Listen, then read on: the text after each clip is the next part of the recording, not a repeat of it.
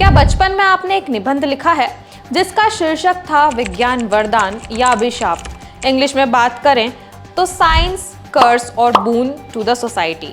उस समय हमारी बौद्धिक क्षमता के हिसाब से हमने शायद जो लिखा वो इस पूरे विषय का मात्र 5% रहा होगा, क्योंकि यह इतना बड़ा विषय है कि इस पर जितना लिखा जाए या सोचा जाए उतना कम है। आज हमारी यह रिपोर्ट इसी विषय पर है और हमारी चर्चा का केंद्र है आर्टिफिशियल इंटेलिजेंस, जिसे आप AI के नाम से जानते हैं। इस AI का नया टूल इस समय बहुत प्रचलित हो रहा है जिसका नाम है डीप फेक। हाल ही में आपने एक वीडियो देखा होगा जिसमें प्रसिद्ध अदाकारा रश्मिका मंदाना का एक वीडियो सोशल मीडिया पर वायरल हो रहा था जो कि उनका नहीं था, और बॉलीवुड के कई बड़े नामों ने आगे आकर इसकी सफाई भी दी थी। भारत के प्रधानमंत्री द्वारा global partnership on artificial intelligence GPAI शिखर सम्मेलन का उद्घाटन किया गया। भारतवर्ष 2024 का GPAI सम्मेलन का प्रमुख अध्यक्ष है। GPAI 28 देशों का गठबंधन है। यूरोपीय संघ द्वारा GPAI नई दिल्ली घोषणा को अपनाया गया।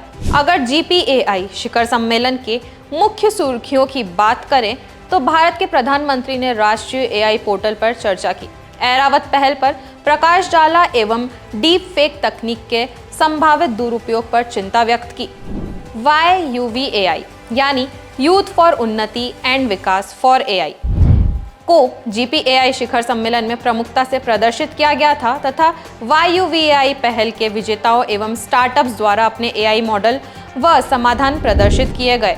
प्रधानमंत्री ने डिजिटल समावेशन को बढ़ाने के लिए डिजिटल सेवाओं को स्थानीय भाषाओं में उपलब्ध कराने के लिए कृत्रिम बुद्धिमत्ता का उपयोग करने का सुझाव दिया।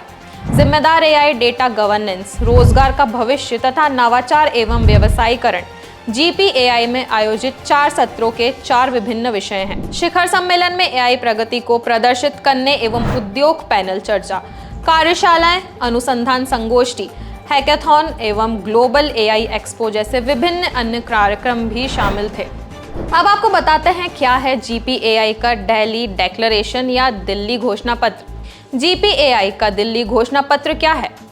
यह नए अवसरों का दोहन करने और कृत्रिम बुद्धिमत्ता AI के विकास, तैनाती और उपयोग से उत्पन्न होने वाले जोखिमों को कम करने की आवश्यकता को स्वीकार करता है। मानवीय गरिमा, मानवाधिकार और लोकतांत्रिक मूल्यों को बनाए रखने की प्रतिबद्धता की पुष्टि करता है।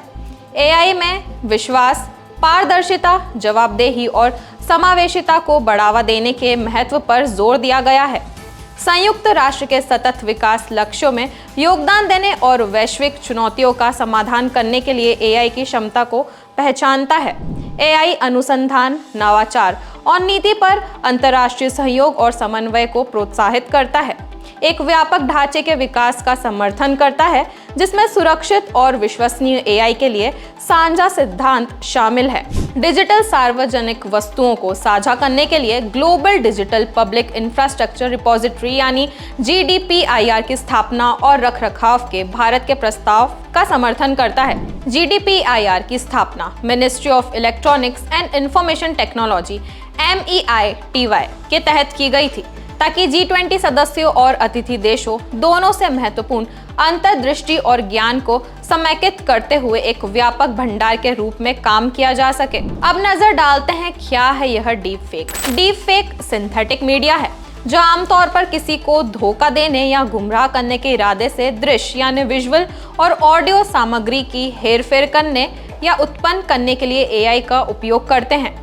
Deep fake generative adversarial network GAN नामक तकनीक का उपयोग करके बनाए जाते हैं जिसमें 2 प्रतिस्पर्धी न्यूरल नेटवर्क शामिल होते हैं, एक जनरेटर और एक डिस्क्रिमिनेटर। जनरेटर नकली छवियां या वीडियो बनाने की कोशिश करता है जो वास्तविक दिखते हैं, जबकि डिस्क्रिमिनेटर वास्तविक और नकली के बीच अंतर करने की कोशिश करता है। जनरेटर डिस्क्रिमिनेटर की प्रतिक्रिया से सीखता है और अपने आउटपुट में सुधार करता है जब तक कि वह डिस्क्रिमिनेटर को बेवकूफ़ नहीं बना देता। डीप फेक के लिए स्रोत और लक्षित व्यक्ति के फोटो या वीडियो जैसे बड़ी मात्रा में डेटा की आवश्यकता होती है जिसे प्राय उनकी सहमति या जानकारी के बिना इंटरनेट या सोशल मीडिया से एकत्रित किया जाता है। डीप फेक डीप सिंथेसिस का ही एक हिस्सा है जो आभासी दृश्य बनाने के लिए टेक्स्ट, इमेज, ऑडियो और वीडियो बनाने के लिए डीप लर्निंग और संवर्धित वास्तविकता सहित तकनीक का उपयोग करता है। यह एक सटीक उदाहरण है कि विज्ञान अभिशाप है या वरदान। आपको हमारा प्रोग्राम कैसा लगा हमसे कमेंट बॉक्स में ज़रूर साझा करें। इसी के साथ UBE न्यूज़ भी आपके लिए लाता रहेगा देश विदेश से जुड़ी खबरें। धन्यवाद।